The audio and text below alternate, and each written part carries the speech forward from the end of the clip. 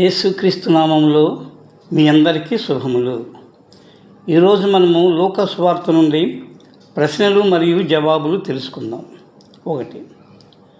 యేసు రాజకుమారుని ఉపమానము చెప్పి ఎక్కడకు వెళ్ళసాగెను?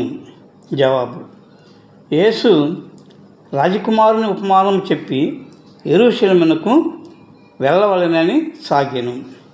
2. యెరికో నుండి యెరూషలేమునకు వెళ్ళు మార్గంలో యెరూషలేమునకు దగ్గరలో గల కొండ పేరేమి?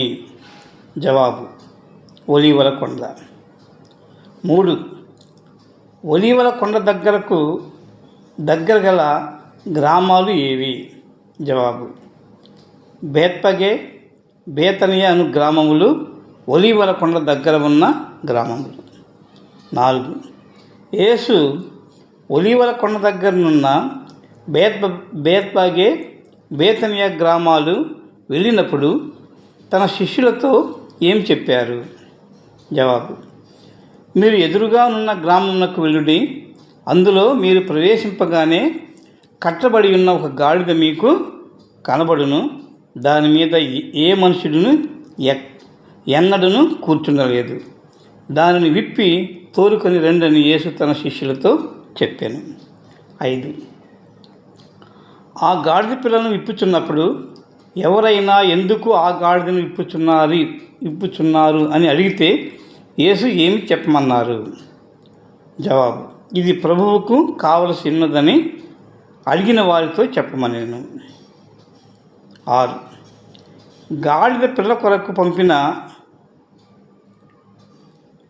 గాడిద పిల్ల కొరకు పంపబడిన వారు వెళ్ళి గాడిద పిల్లను విప్పుచుండగా దాని యజమానుడు ఏమన్నాడు? జవాబు: గాడిద పిల్ల కొరకు పంపబడిన వారు వెళ్ళి గాడిదను విప్పుచుండగా దాని యజమానుడు ఎందుకు ఆ గాడిదను విప్పుచున్నావని అడగగా అది ప్రభువుకు కావలసి ఉన్నది అని చెప్పాను. 7. యేసు శిష్యులు ఆ గాడిద పిల్లను ఎక్కడికి తోలుకొని వచ్చారు? గాడిద పిల్లను యేసు వద్దకు తోడుకొని వచ్చాను. 8. తెచ్చిన గాడిద పిల్ల మీద ఏమి వేశారు? జవాబు: తెచ్చిన గాడిద పిల్ల మీద అక్కడి వారు తమ బట్టలు వేసి యేసును దాని మీద ఎక్కించి యేసు వెళుచుండగా అక్కడి వారు తమ బట్టలు దారి పొడవునా పంచిరి. 9. ఒలీవల కొండ నుండి దిగుచోటికి యేసు సమీపించుచున్నప్పుడు శిష్యుల సమూహమంతయు సంతోషించుచు ఏం చేశారు? జవాబు: ప్రభు పేరట వచ్చు రాజు స్తుతించబడును గాక, పరలోకమందు సమాధానమును, సర్వోన్నతమైన స్థలములలో మహిమయు ఉండును గాక అని జనులు చూసిన అద్భుతములన్నింటినీ కూర్చి మహాశబ్దంతో దేవుని స్తోత్రము చేసిరి. 10. ఆ జనసమూహంలో ఎవరు ఉన్నారు?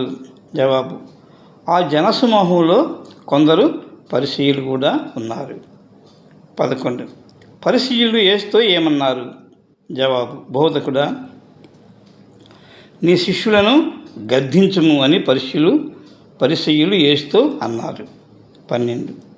నీ శిష్యులను గద్దించుము అని పరిసయ్యులు అన్నప్పుడు యేసు వారితో ఏమన్నాడు? జవాబు: ఈ జనసమూహము ఊరకుని ఎడల ఈ రాళ్ళు కేకలు వేయును అని యేసు పరిసయ్యులతో అన్నాడు. యేసు ఆయన శిష్యులు యెరికో పట్టణం నుండి వెళుచు ఒలీవల కొండ దగ్గరనున్న బేత్పగే, బేతనియ అను గ్రామాలను సమీపించినప్పుడు యేసు తన 2 శిష్యులను పిలిచి, మీరు ఎదురుగా ఉన్న గ్రామానికి వెళ్ళుడి. మీరు ఆ గ్రామంలోకి వెళ్ళగానే ఒక గాడిద పిల్ల మీకు కనబడుతుంది. దాని మీద ఏ మనుషుడును ఎన్నడూను ఎక్కి ఉండలా. దాన్ని విప్పి తోలుకొని రండి. అక్కడ ఎవరైనా ఈ గాడిదను మీరు ఎందుకు విప్పుచున్నారు అని అడిగితే ఇది ప్రభువుకు కావలసి ఉన్నది అని వారితో చెప్పండి అని తన శిష్యులని పంపారు. పంపబడిన వారు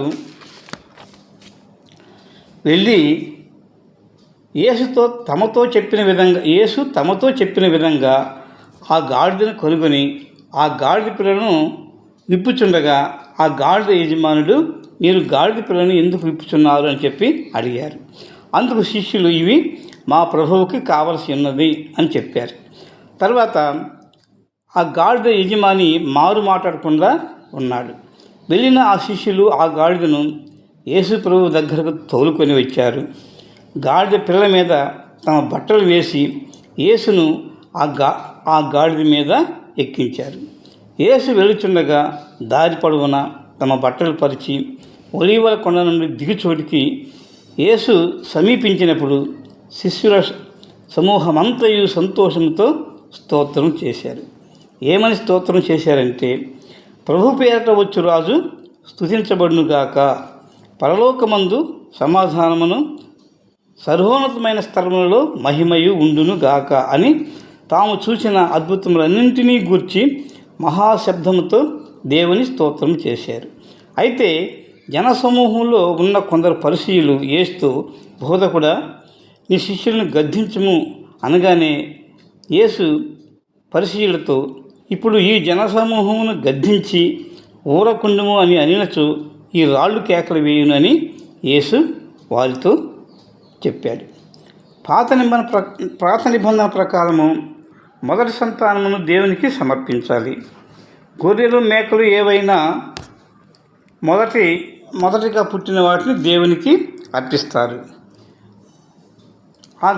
అదే గాడిద అయితే దాని మొదటి సంతానమునకు బదులుగా గొర్రెను కానీ మేకలను కానీ అర్పించాలి. లేకపోతే మొదటి సంతానము అయిన గాడిద పిల్ల యొక్క మెడ విరిచి చంపాలి. అంటే గాడిద పిల్ల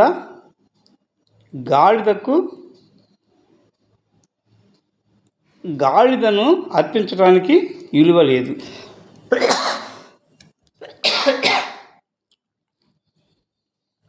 అయితే ఇక్కడ యేసు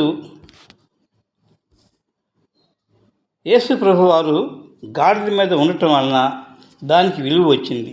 దాని మీద యేసు ప్రభువు ఎక్కి వస్తుంటే దారి పొడవునా తమ బట్టలు పరిచి దానికి కూడా విలువ ఇచ్చారు.